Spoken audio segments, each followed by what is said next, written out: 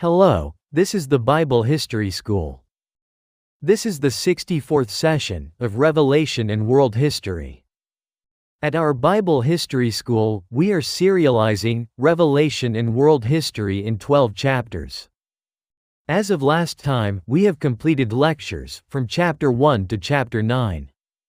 This video is a collection of the entire video from chapter 9, sections 1 to 4 of Revelation and World History. Provided by the Bible History School. If you subscribe and set up notifications, you can continue listening to the lecture, Revelation and World History.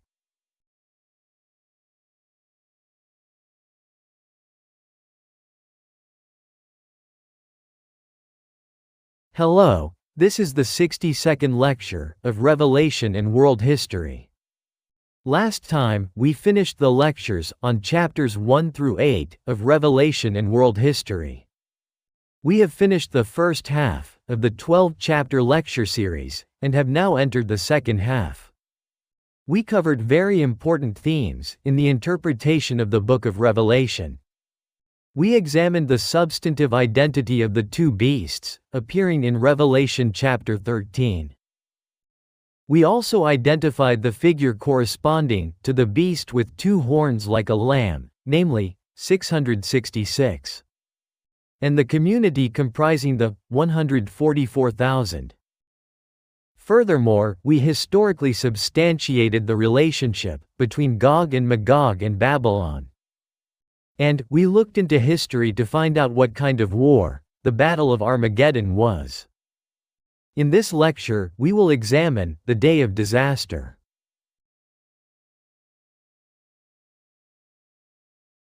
Revelation and World History, Chapter 9, The Sins of the Korean Church. Section 1, The Day of Disaster. Let us examine the words of Ezekiel chapter 7. And the word of the Lord came to me, saying, Thus says the Lord God concerning the land of Israel, O Son of Man. It is finished for the four corners of the land. Now, the end has come for you. I will show my wrath toward you, judge your deeds, and punish you for all your abominable acts. I will not have pity on you, nor have I shown you mercy. I will punish you according to your deeds. And I will make your abominable acts come to light among you, so that you may know that I am the Lord. Thus says the Lord God, Woe, woe, oh woe, behold, it has come.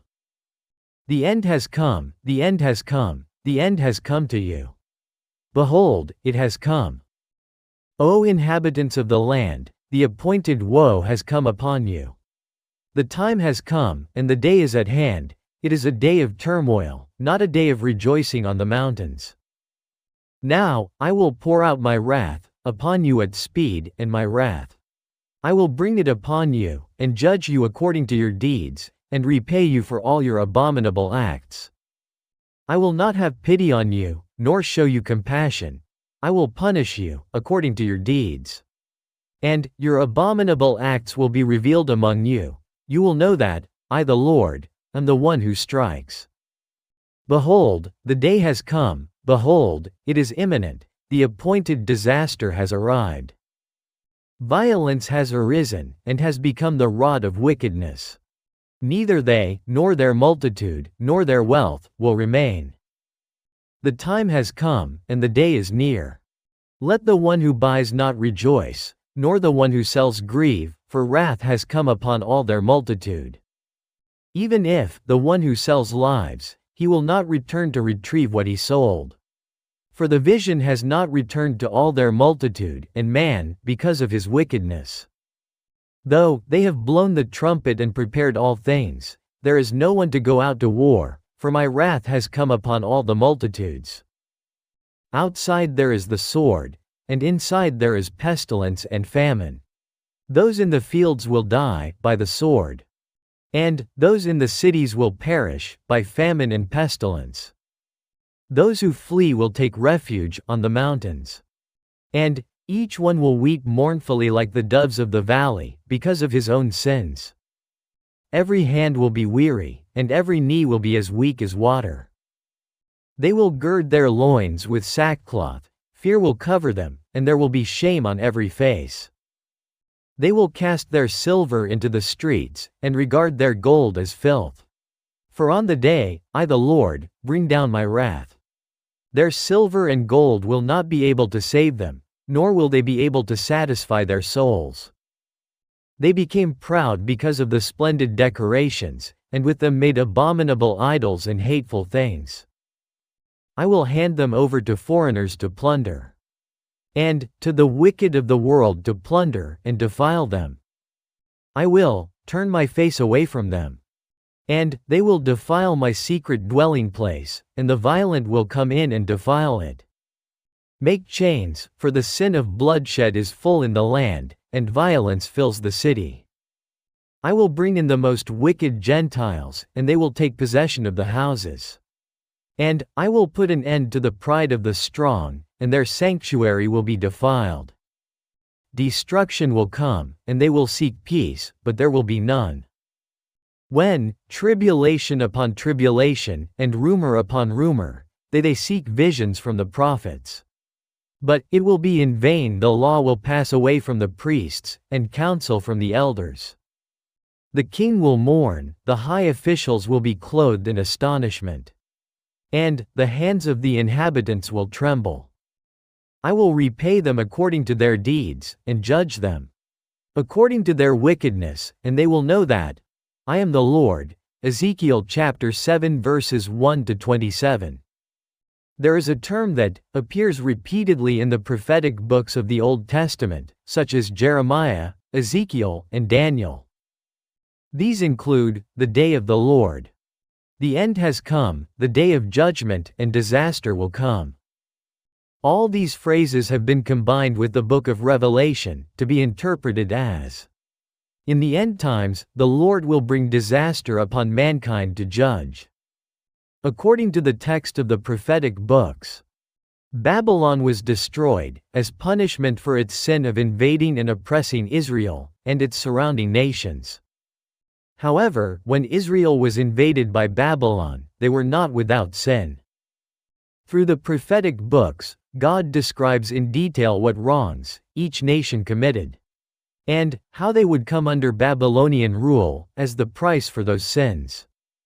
Starting from Ezekiel chapter 7, it foretells that disaster will come upon the people of Israel due to their sins. Chapter 8 clearly reveals that the first sin causing these disasters is idolatry. Let us examine specifically what that sin mentioned in the text of Ezekiel chapter 8 is. We can see the astonishing fact that the description of the Babylonian Empire, recorded in the text of the prophetic books, exactly matches the actual appearance of the Soviet Empire.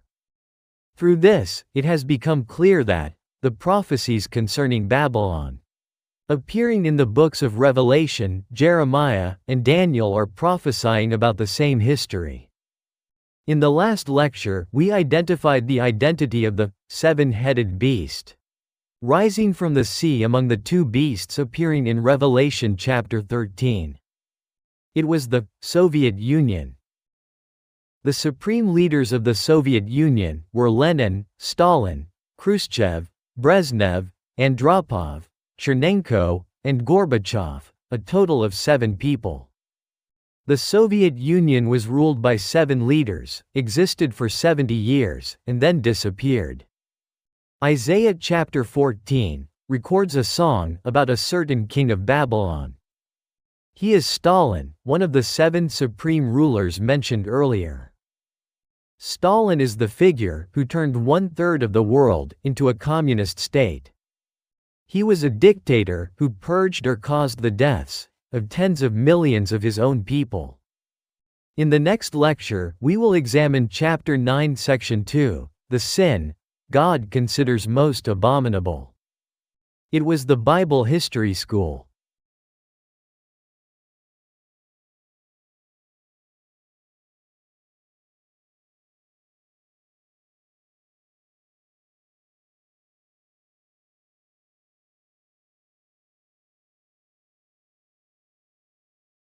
Hello, This is the 63rd lecture of Revelation and World History.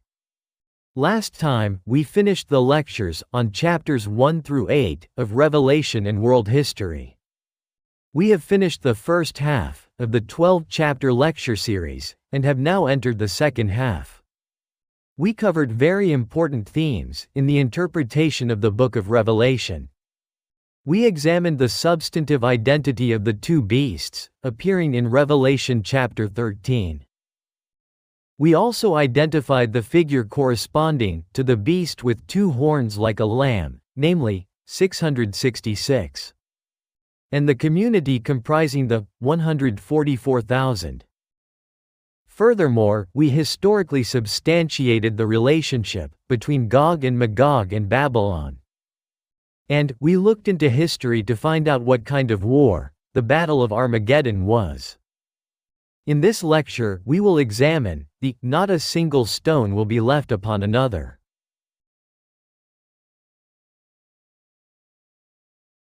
Revelation and World History, Chapter 9, Section 2. The sin God considers most abominable. Let us examine the text of Ezekiel chapter 8. On the 5th day of the 6th month of the 6th year, I, Ezekiel, was sitting in my house. And the elders of Judah were sitting before me, and the power of the Lord God came upon me there. I saw a fiery form, its lower body was like fire, and its upper body shone like polished iron. He stretched out a hand-like thing, and grasped a lock of my hair. And the Spirit of the Lord lifted me up between heaven and earth, and led me in a vision of God to Jerusalem, to the gate facing north, which is the inner courtyard. There was the seat of the idol of jealousy, the idol that stirs up jealousy. The glory of the God of Israel was there, just as I had seen in the field. He said to me, "Son of man, lift up your eyes toward the north." So I lifted up my eyes toward the north.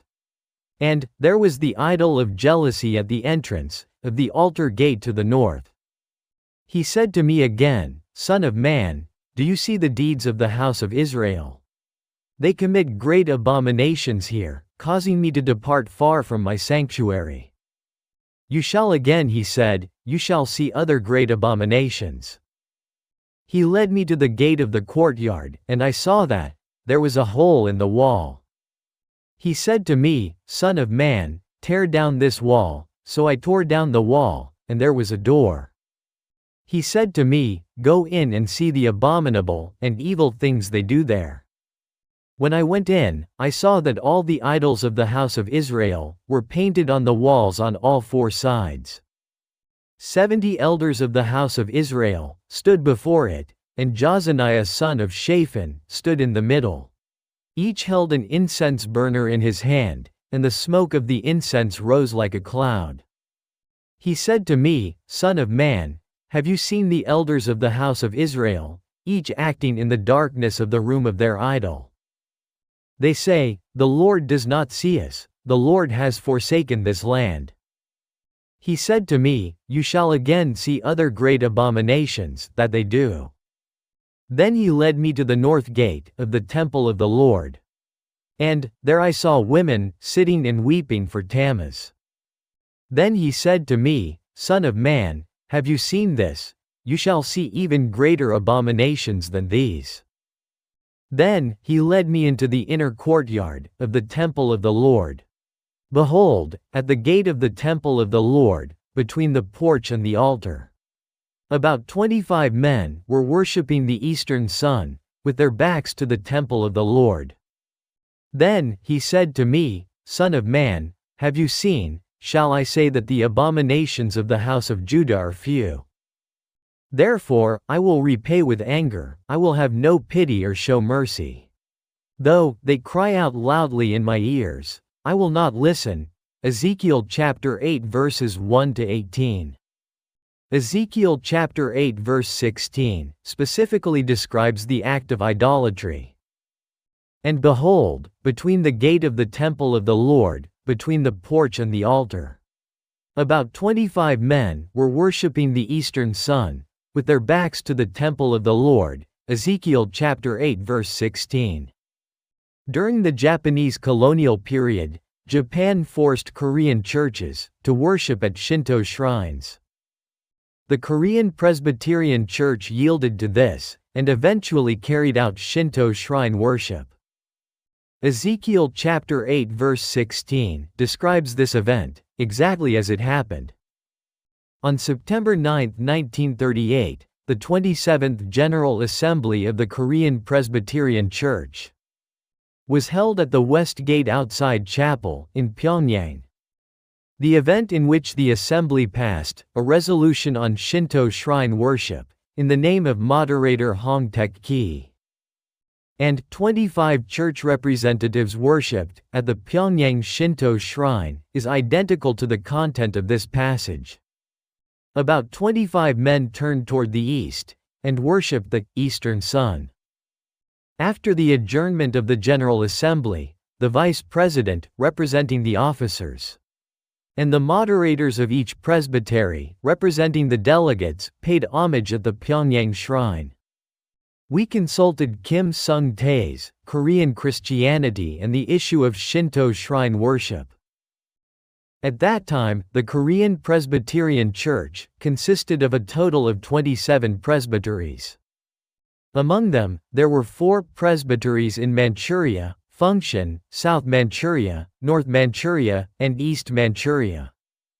Excluding the 4 presbyteries in Manchuria, the number of presbyteries within Korea totals 23. When combining the moderator of the General Assembly, the Vice President, and the moderators of each domestic presbytery, the total number is 25. This number exactly matches the biblical prophecy of about 25 people. In addition, shrine worship is also referred to as Dong Bang Yo Bae, offering from a distance to the east. This is a ritual of bowing toward Amaterasu Omikami, the sun goddess whom Japan worships as a nation. About 25 people bowed to the eastern sun, bowing toward the east, and about 25 people bowing to the sun god. Both match the content of the prophecy text exactly, without a single difference. As a result, the Korean church began to split over the pro and con shrine worship debate. The Korean peninsula was also divided into north and south, suffering a horrific war that reduced the entire land to ashes. Even during the Japanese colonial period, the church experienced revival. And the North Korean church even earned the nickname Jerusalem of the East. However, along with the division of the North and South, the North Korean church fell under Kim Il-sung's communist regime and was annihilated. Exactly 10 years after September 9, 1938, when the 27th General Assembly of the Presbyterian Church of Korea was held. The Kim Il-sung regime in North Korea was established on September 9, 1948. Pyongyang Theological Seminary is also the place that produced the first 7 Presbyterian ministers. The place where the shrine worship was carried out is, of course, Pyongyang. The North Korean communist regime was established in Pyongyang and annihilated the churches in North Korea. This is not a coincidence. It is God precisely fulfilling the plans he had long ago when the time came. On the 10th day of the 10th month of the 9th year, the word of the Lord came to me, saying, Son of man, write down the date, the name of this day, for the king of Babylon has come near Jerusalem today. Ezekiel chapter 24 verses 1-2. In Ezekiel chapter 24, God tells Ezekiel to record the 10th day of the 10th month. Coincidentally, September 9, the day the Presbyterian General Assembly that passed the resolution on Shinto shrine worship was held. This day is the founding day of the Democratic People's Republic of Korea, the name of North Korea. And October 10 is North Korea's founding day of the Workers' Party of Korea. It is believed that these dates did not occur by chance, either.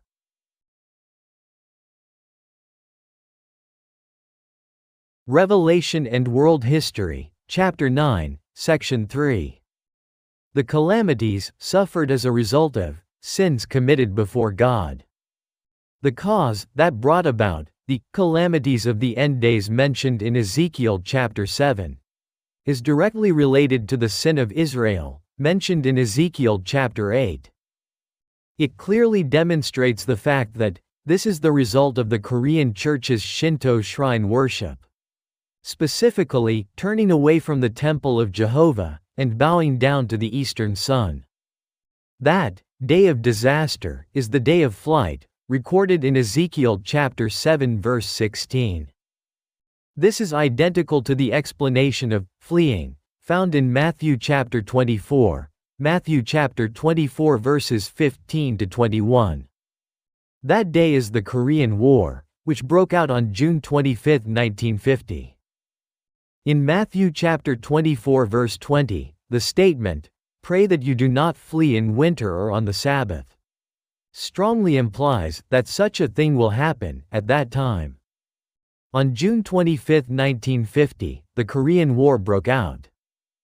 This day is none other than the Sabbath, observed in Christianity as the Lord's Day. The January 4th retreat, which became the second day of evacuation, also took place in winter. Both of these prophecies, the act of fleeing will take place on the Sabbath and in winter, have been fulfilled.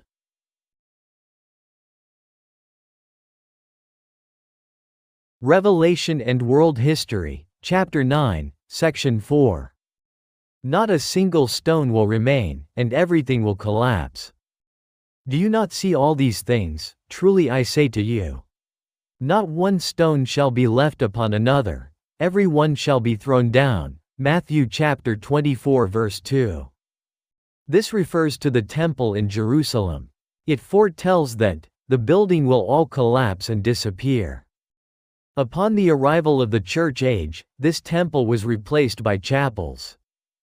In the North Korean region, ruled by Kim Il-sung, not a single official chapel sign remained, all were either destroyed or used for other purposes. This meant that not a single chapel could be seen throughout North Korea. There were no chapels in North Korea until the late 1980s. When the chapel of Bongsu Church in Pyongyang was rebuilt for exhibition purposes. In a certain country, where the gospel entered throughout the entire 2,000-year history of the church, North Korea is the only place where a dictator appeared and annihilated every single church in the country. Thus, the North Korean church was thoroughly exterminated by the father and son, Kim Il-sung and Kim Jong-il, who possess the number of the name 666. In 2026, North Korea reached the present day, ruled by Kim Jong-un, the grandson of Kim Il-sung. The tragic reality in North Korea, where freedom of religion remains denied to this day, is the result of the crime committed by the Korean Church in participating in Shinto shrine worship. The Soviet Union, which persecuted the Church and instilled fear of communism in the world, existed for 70 years, but has already vanished. Also, the two horns that ruled North Korea, Kim Il-sung and Kim Jong-il, have already died. However, in North Korea, which is ruled by Kim Il-sung's grandson, Kim Jong-un, the church has not yet been restored. Nevertheless, when the time comes, every prophecy that the dead church will rise again will be fulfilled without exception. The final remaining historical fulfillment of the Book of Revelation and the prophetic books is the restoration of the North Korean Church. We know that time is near. Understanding that time correctly and preparing for it will be the greatest task currently facing the Korean Church. In the next lecture, we will examine Chapter 10, Judgment and Restoration, of Revelation and World History. It was the Bible History School.